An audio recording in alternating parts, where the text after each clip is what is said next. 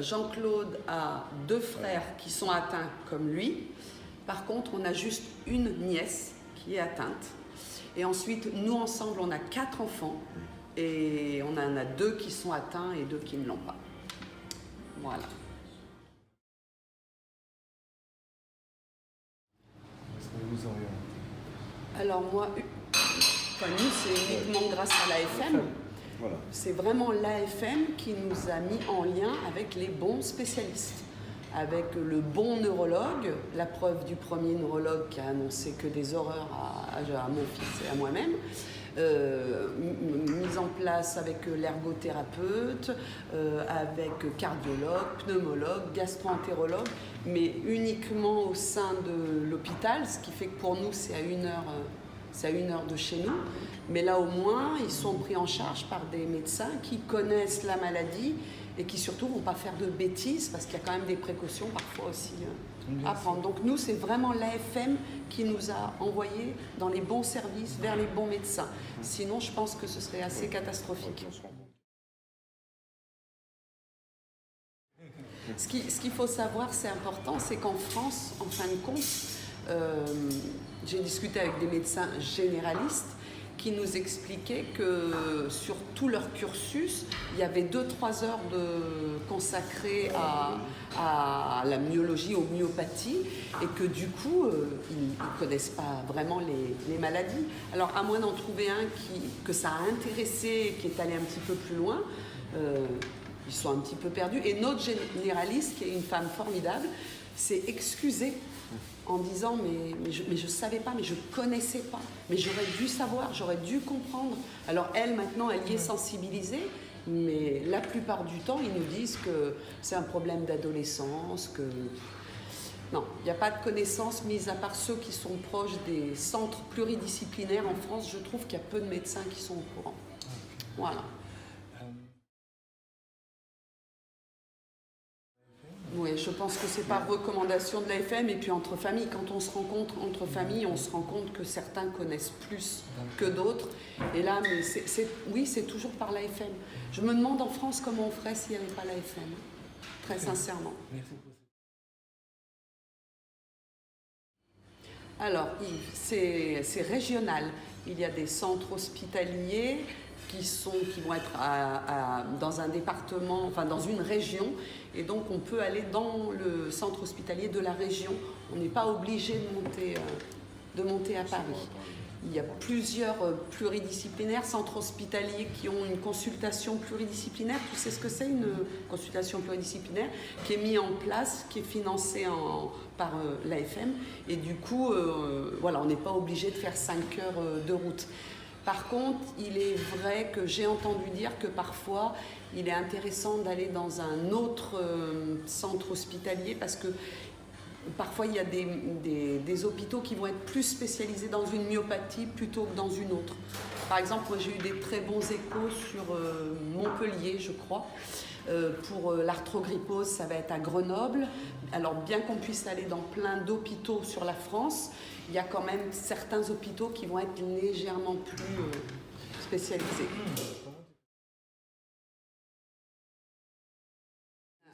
Ouais, pour le suivi, on a notre médecin généraliste qui a son propre cabinet, puisque maintenant en plus elle connaît mieux la maladie.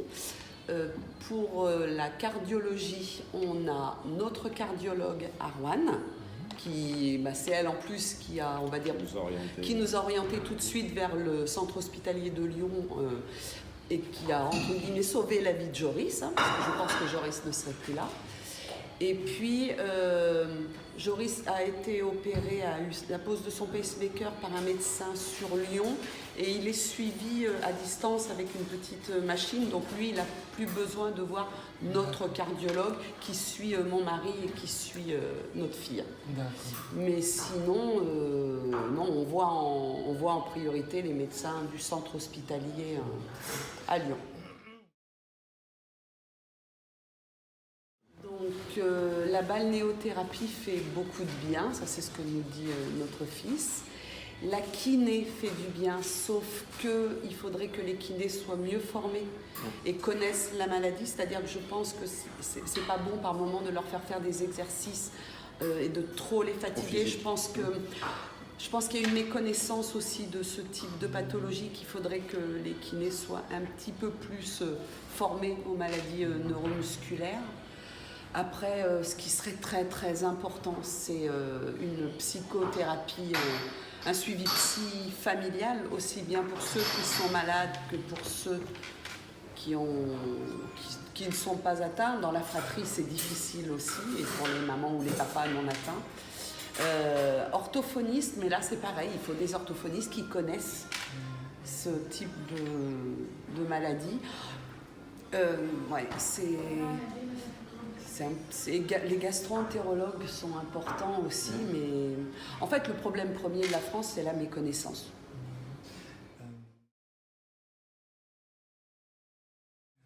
Alors ça vaut toujours la peine, parce qu'on rencontre toujours les bons médecins. Il y a des médecins formidables, il y a des urgentistes formidables, et il y a des gens qui vraiment sont prêts à se renseigner, à faire les choses comme il faut. Alors il y a les autres, où c'est plus compliqué, puisque nous, par expérience, on a rencontré le médecin qui nous dit « je connais mon métier, j'ai pas besoin de dire ces choses-là ». Et dans ces cas-là, ça nous fait juste très peur et on n'y retourne pas. On a eu le cas de notre fille hospitalisée pour une suspicion d'appendicite. On est arrivé avec la carte et les papiers pour l'anesthésie générale, et ça a été l'affolement général. Panique à bord, ils n'osaient plus l'opérer, et on se dit il se serait mis en lien avec l'hôpital de la Croix-Rousse, il se serait mis en lien avec les professionnels qui connaissent bien la maladie, ils auraient pu faire les choses comme il faut. Ce qui fait que nous, sauf cas d'urgence, maintenant, pour la moindre intervention, même les dents de sagesse dernièrement, on est descendu le faire à Lyon, parce qu'on sent qu'à Roanne, ils ne connaissent pas et ils ont très peur. Donc, il y a vraiment les deux cas. Il y a les médecins qui font... Là, Joris a eu un souci dernièrement. On a été obligé d'aller très vite à l'hôpital de Roanne. Et là, au contraire, ils ont pris les papiers, ils ont regardé, ils ont fait les choses vraiment intelligemment et ils ont tout gardé. Donc, je pense que ça dépend, c'est l'humain. Et même chez les médecins, c'est l'humain. Mais il faut absolument continuer, forcer les portes, continuer de leur faire connaître les choses. C'est très important. Il ne faut pas baisser les bras.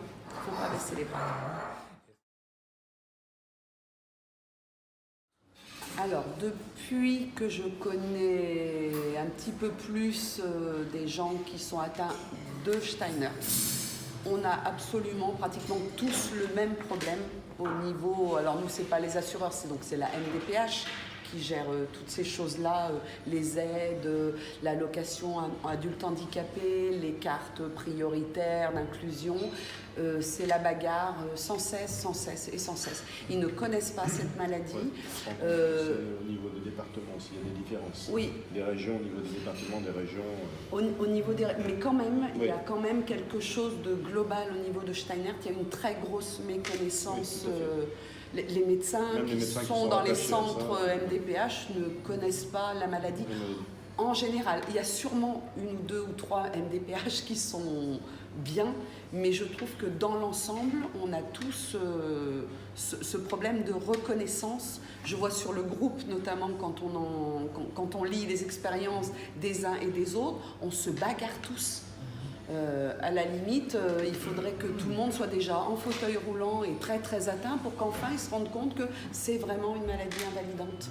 Et ça, c'est dur, et c'est dur pour les malades. Parce que Joris a vraiment souffert de la non-reconnaissance de sa pathologie. Il faut quand même savoir qu'on est allé jusqu'au tribunal. Il nous a fallu 5 ans pour avoir la carte prioritaire, pour qu'ils puissent couper dans les fils, avoir une place assise d'une manière prioritaire. Et il nous a fallu 7 ans pour avoir l'allocation adulte handicapé. C'est humiliant, c'est douloureux, et je rappelle qu'en bas du certificat médical fait par un neurologue et pas un simple médecin, un neurologue dans une consultation spécialisée, c'est bien la case aggravation qui est cochée. Pas celle stagnation ou amélioration, c'est aggravation. Ça, il faudrait que ça soit pris un petit peu plus au sérieux. Mais bon, on a aussi de la chance quand même en France. Voilà. Et puis on a la FN.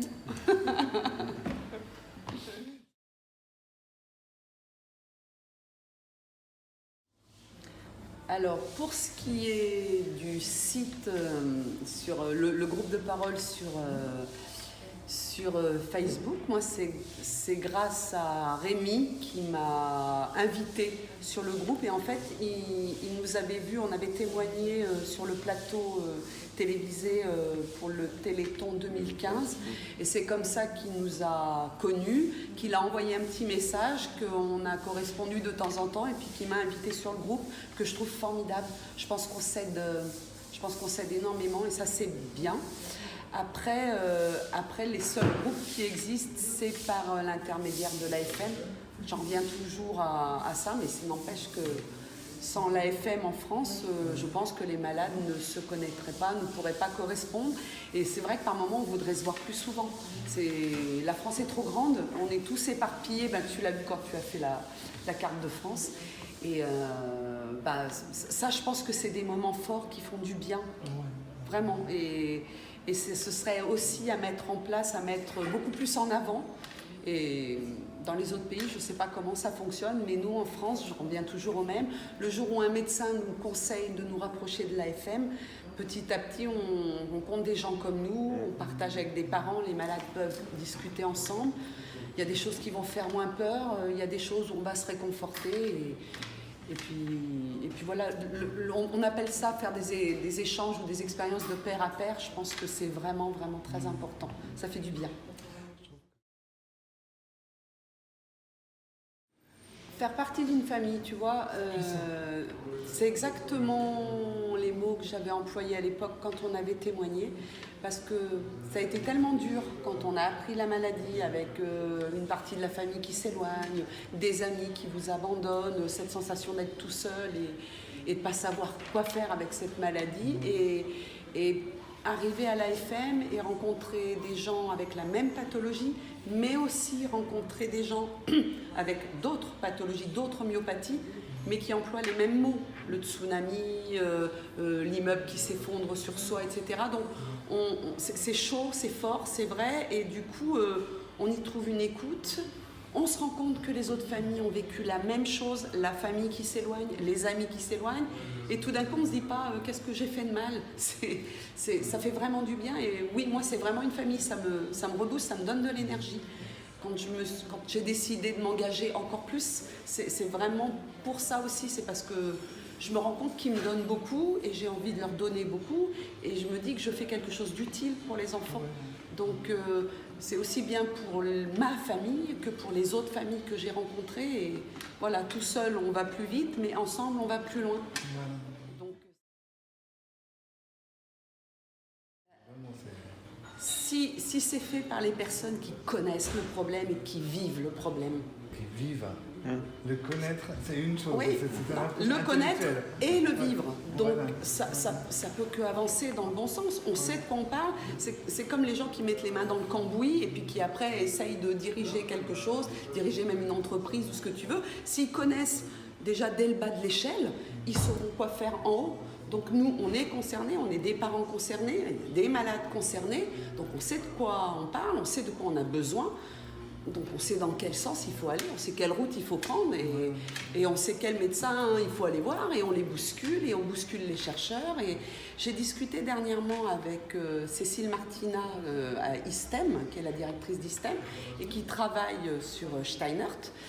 Et elle me disait qu'elle, à ISTEM, ce qu'elle a trouvé extraordinaire aussi, c'est de discuter avec les familles. C'est-à-dire qu'ils ne sont pas des simples chercheurs tout le temps dans leur laboratoire, devant leurs petites éprouvettes.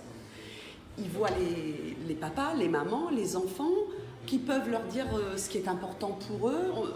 Ils savent pour qui ils travaillent, et surtout ils se sont rendus compte, par exemple dans les troubles cognitifs, que c'était très important, que c'était vraiment une souffrance, alors qu'eux, ils se focalisaient que sur les problèmes physiques. Donc du coup, ça leur ouvre d'autres champs possibles de recherche. Il y a cet échange aussi qui est important. C'est pour ça que c'est nous, les malades, qui pouvons faire bouger les choses. On est les premiers concernés, et les parents de malades, on est tous les premiers concernés, donc c'est à nous de diriger le navire. C'est évident.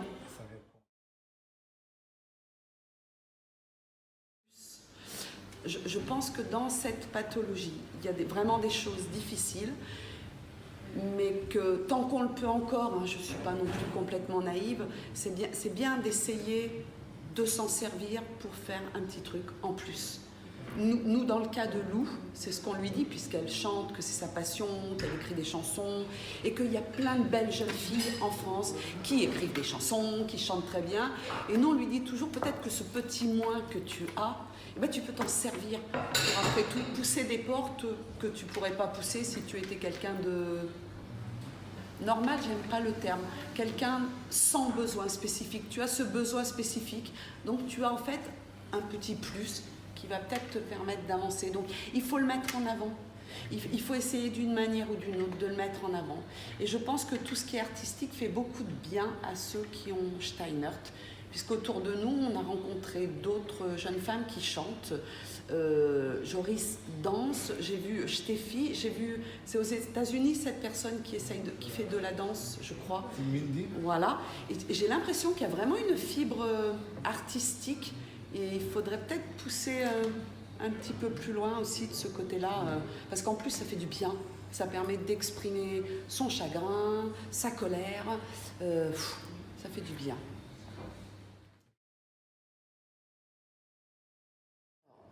J'ai postulé pour être administratrice, c'est-à-dire que je monte à Évry et je suis dans différentes commissions pour l'aide individualisée, dans les commissions scientifiques où on discute des projets, où on valide des budgets, où on essaye de gouverner ce grand bateau qui est l'AFM.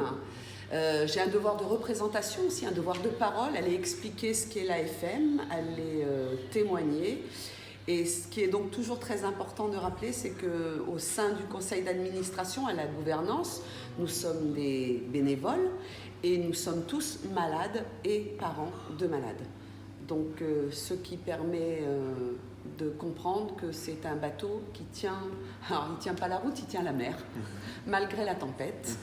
Et le but est de faire connaître toutes les myopathies et maladies rares, de financer la recherche, de financer les consultations pluridisciplinaires, de trouver des solutions pour les malades qui malheureusement n'auront pas accès aux médicaments, de trouver des solutions d'accompagnement. Par exemple, il y a les référents parcours santé qui sont des sortes d'assistantes sociales, mais complètement déléguées pour les maladies neuromusculaires, donc qui nous aident pour les dossiers, qui nous aident pour une représentation vers l'employeur dans les écoles, etc. En fait, c'est multidimensionnel, là aussi c'est pluridisciplinaire. Et nous, là-haut, ce qu'on fait, c'est mettre en place tout ça dans l'intérêt des malades. Et puis surtout aussi, essayer de faire comprendre à la France, comme même à l'Europe par la suite. Et je pense travailler en bonne intelligence avec certains labos, ce qui n'est pas toujours évident, je pense. Et avoir nos propres labos et produire nos médicaments pour que les médicaments soient à un prix juste et maîtrisé. Il faut que tout le monde ait accès à ces médicaments. Il est impératif que ça ne soit pas une question de moyens.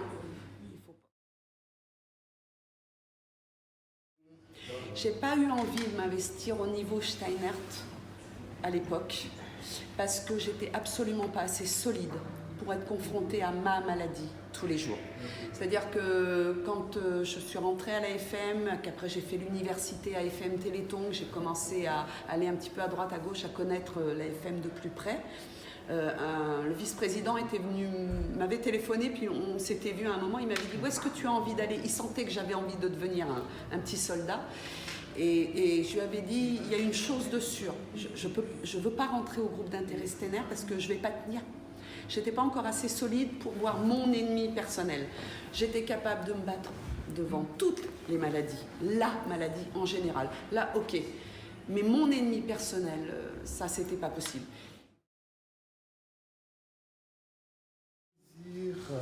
Ah, qu'on se rencontre, qu'on arrive à se rencontrer tous. Alors, peut-être qu'il peut y avoir des conférences par Skype. Alors, je ne parle pas du tout bien anglais, c'est vraiment trop dommage. J'aurais dû mieux travailler à l'école. C'est une prochaine étape, je vais me mettre à l'anglais. Non, mais je trouve formidable ce lien entre nous tous. Parce que, comme je disais au tout début, quand on discutait d'une manière informelle, on se sent tout seul au départ. quand ça nous tombe dessus, puisque c'est une maladie rare. Petit à petit, on a eu la chance de rencontrer un petit peu plus de monde sur la France, mais te rencontrer, toi, qui viens de Suisse, voir sur le site, voir des personnes allemandes, voir des personnes suisses, entendre parler du Canada, entendre parler des États-Unis, on se sent plus fort, on se sent un vrai peuple. Et je pense que du coup, on pourrait parler encore plus fort et que ça soit connu dans le monde entier. Et voilà, ça peut que porter notre voix beaucoup plus fort. Et que la recherche avance plus vite parce qu'ils vont se rendre compte qu'en fin de compte, il y a beaucoup de monde qui est atteint par cette maladie. Donc du coup, ça peut que intéresser les labos, je pense. Et ben, c'est un peu le nerf de la guerre. Non, mais c'est fort de savoir qu'on n'est plus tout seul. Qu'on n'est plus tout seul et que ça dépasse les frontières, que ça va par-dessus la mer. Ça, c'est chouette et voilà. Longue vie à nous tous et on va y arriver, on va gagner. Voilà. Ouais. Bah, ouais. Je crois qu'elle a tout dit.